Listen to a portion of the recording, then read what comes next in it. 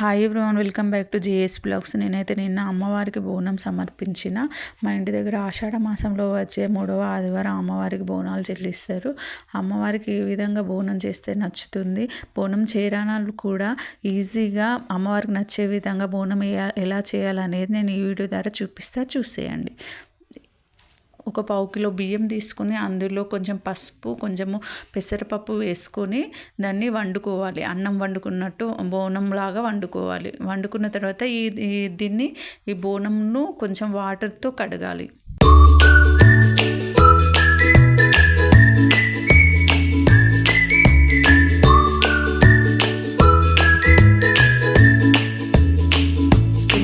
కడుక్కున్న తర్వాత కొంచెము పసుపు, నూనె తీసుకొని ఈ బోనం కుండకి అంతటా మంచిగా అప్లై చేయాలి.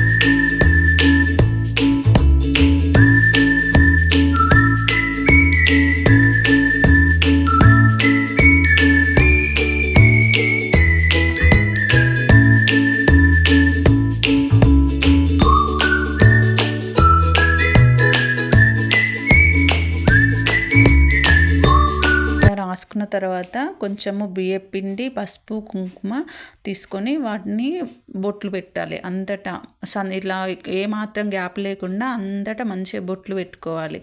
ఎంత మంచిగా పెడితే అంత బాగా కనిపిస్తుంది. అమ్మవారికి కూడా చాలా ఇష్టపడుతుంది.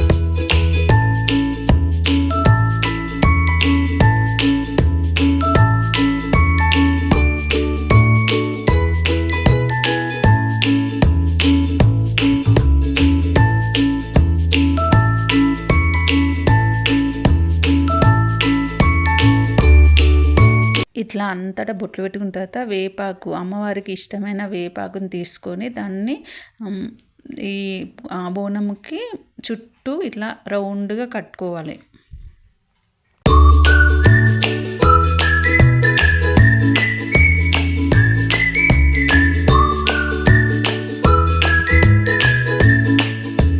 ఒక చిన్న చెంబులో కొంచెం బెల్లము వాటర్లో వేసుకొని దాన్ని శాఖ అంటారు. అమ్మవారికి ఎంతో ఇష్టమైన శాఖను బోనం పైన పెట్టుకొని మళ్ళీ దానికి కూడా వేపాకులు రౌండ్గా కట్టుకోవాలి మంచిగా.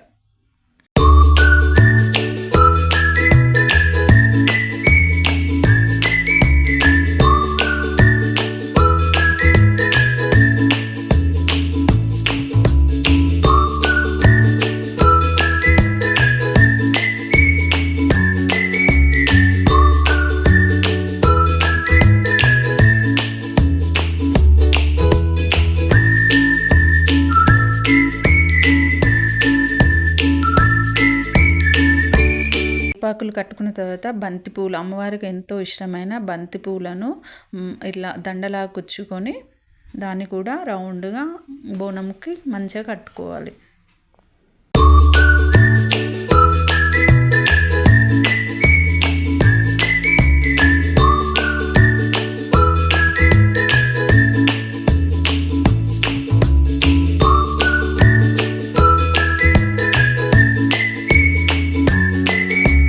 కట్టుకున్న తర్వాత ఒక చిన్న చిప్పలో నూనె పోసుకోవాలి. ఇది దీపం కోసం బోనం పైన పెట్టుకొని దానికి చుట్టూ బొట్లు పెట్టుకోవాలి పసుపు కుంకుమతోటి. పెట్టుకున్న తర్వాత ఇందులో పువ్వత్తి దూదిని పువ్వత్తిలాగా చేసి ఇందులో వేసి దీపం వెలిగించుకోవాలి.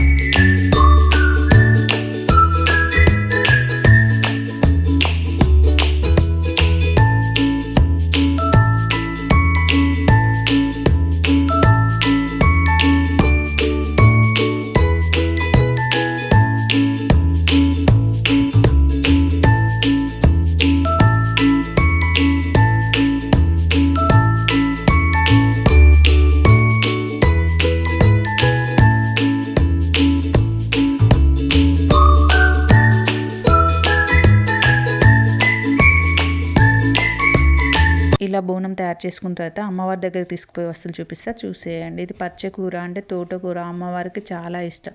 పుట్నాలు, బెల్లము, కొబ్బరికాయ, కొంచెము పెరుగు నైవేద్యంగా అమ్మవారికి బోనం పైన పెరుగు నైవేద్యంగా వేసి బెల్లపు శాఖతో బోనం చెల్లించినట్లయితే మనకు అమ్మవారి కరుణ కటాక్షాలు లభిస్తాయి. మేము నిన్ననే అమ్మవారికి బోనం చెల్లించినాం. మీరు కూడా ఈ విధంగా బోనం ఈజీగా అమ్మవారికి ఇష్టమైన విధంగా చేసి బోనం చెల్లించండి. Thank you for watching this.